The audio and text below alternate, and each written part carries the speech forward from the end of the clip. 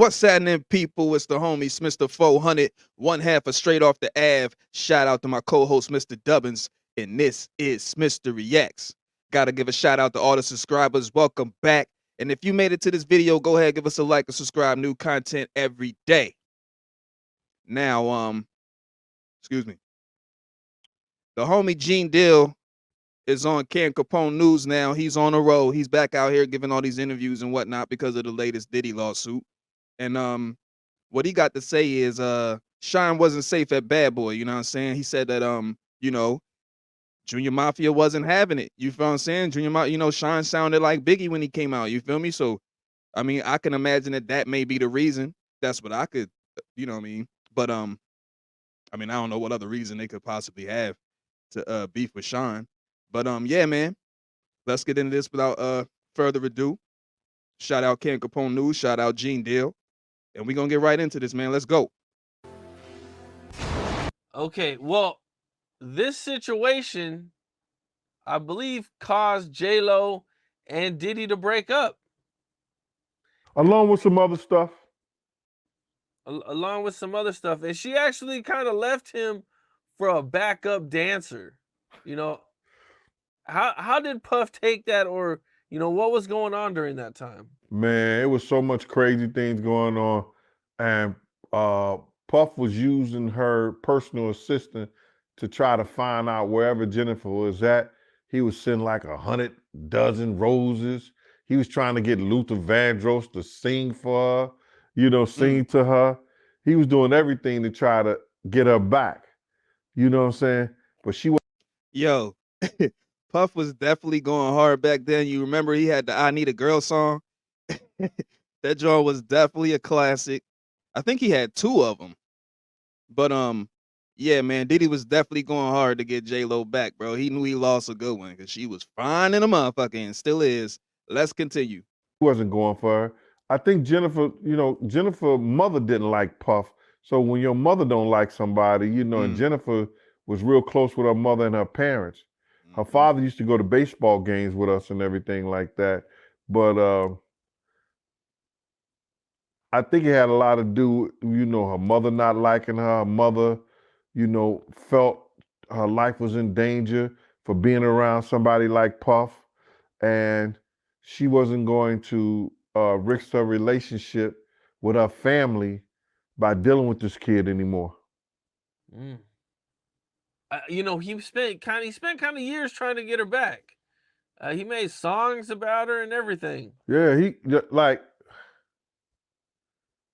he always had Kim there for him on the side, but like Jennifer, when she dipped on him, it kind of messed him up.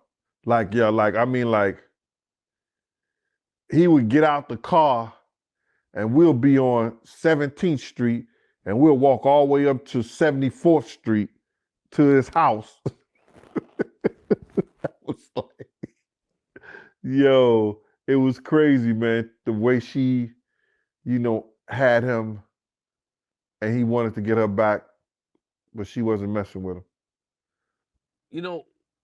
Shyne came out and everybody kind of compared him to Biggie. They said he sounded like Biggie. He had a lot of Biggie swag. Did you guys ever get any hate about that? Or, were there people around that might not have liked what was going on? Shyne got a lot of hate from Junior Mafia behind that. D-Rock them. They was really trying to hurt him. They was having shootouts. They was getting into brawls, everything. If it wasn't for Wolf bringing Shyne close to him, it would have been mad issues, with Junior Mafia and Shyne. Puff couldn't handle it. So Shyne made Wolf like a manager over his project or whatever like that. So D-Rock them start giving Shyne a pass. But because of that Biggie stuff, or he sounded like Big, or they thought he was trying to take Big, be like Big, they was going at him. Shyne wasn't safe around Bad Boy. Okay, well, I think the biggest news with Puff going on is that Little Rod actually filed a law. Look, I gotta jump in there real quick and say, boom. That's what it is, man. Off the rip. I mean, that's like, I'm like, what could they possibly have been beefing with him over? And like, the only thing I could think of is the fact that that man sounded like Biggie.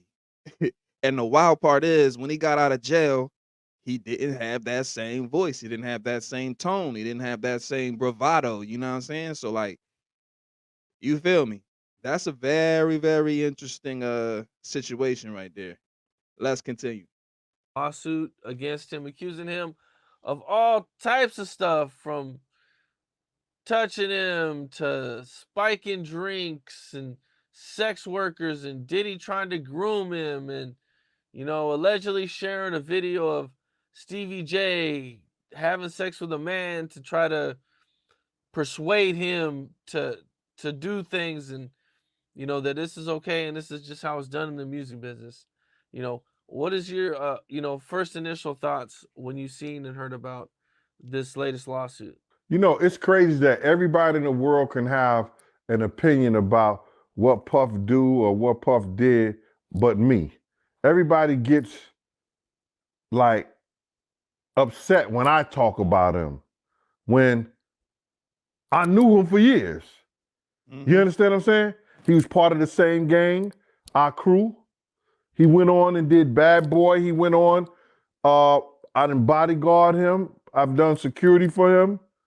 You know what I'm saying? Been in his house, been around him. We ate off the same plates, here and there.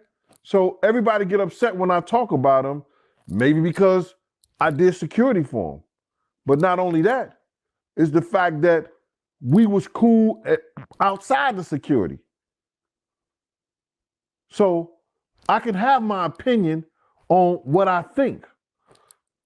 The Puff that y'all see now wasn't the Puff that was back in 95, 96, 2003, 2004. He's the Puff that's allegedly, I guess, or like these people are saying, that's on drugs, that's using cocaine, that's using other drugs, that's using pills and stuff like that. When I was around Puff, he was taking those pain pills for his wrists. He got hooked on those. He would drink champagne. He wouldn't smoke no weed. He wouldn't smoke no cigarettes. I seen him on one of the Instagram posts or whatever like that. He was walking smoking a cigarette. I don't know that Puff. So, him having these charges and these people are saying these things about him, that's their personal experience. That's what they see. Now, I've seen some of the things that match some of the stuff that he's saying there. Maybe having a bunch of girls, using women to get at guys and everything like that. Okay. But this addiction and using these drugs and like I don't know that Puff like that. Okay, now what about all the extra stuff that he was talking about, that he's accusing Diddy of, like the spiked drinks and yeah, that's what I'm saying. Like he never did that around me that I knew about that one. You understand what I'm saying? He never did that.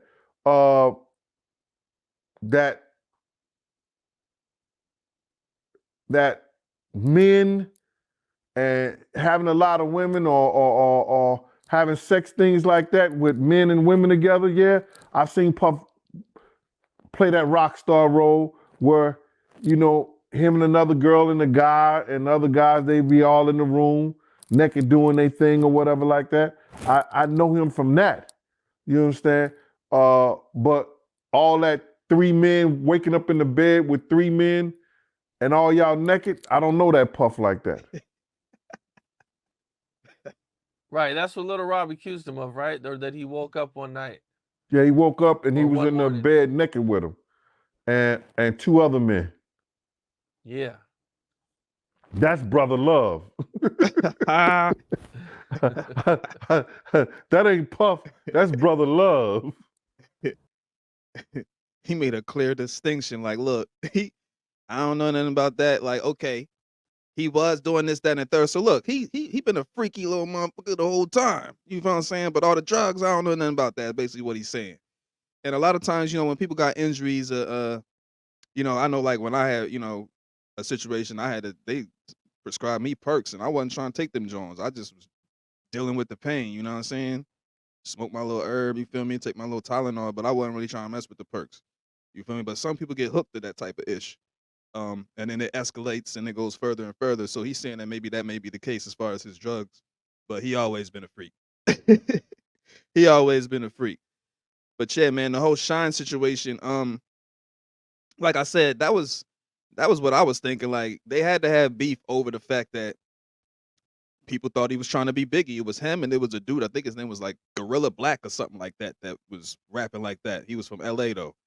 But he actually was big and black and sounded like Biggie. You feel what I'm saying? So that was a whole different scenario. But yeah, like I said, that had to be the issue, and apparently it was. But if you made it to this point in the video, go ahead, give us a like and subscribe. New content every day. Once again, shout out to the subscribers. You feel me? We got the merch on deck. This is one of our shirts on lostorigicode.com. You know what I'm saying? You can go ahead and get this. It's the Find Yourself shirt. Like that's one of our slogans. It's lostorigicode.com. The slogan is find yourself. What are you waiting for? You know what I'm saying? We all meant to be somebody. We just got to figure out what that is. You feel me? And that's what the brand is about. You feel me? Just self-expression and just, dope streetwear. But yeah, man, tap in if you into that. And we got the membership tiers. The vlogs is finna be on there, all types of behind the scenes and everything. We about to go up on the membership tiers. So make sure if y'all trying to get that type of content, you tap in. And yeah, man, it's the homie Smitster 400. This has been Smitster Reacts. Signing off. Y'all have a good one.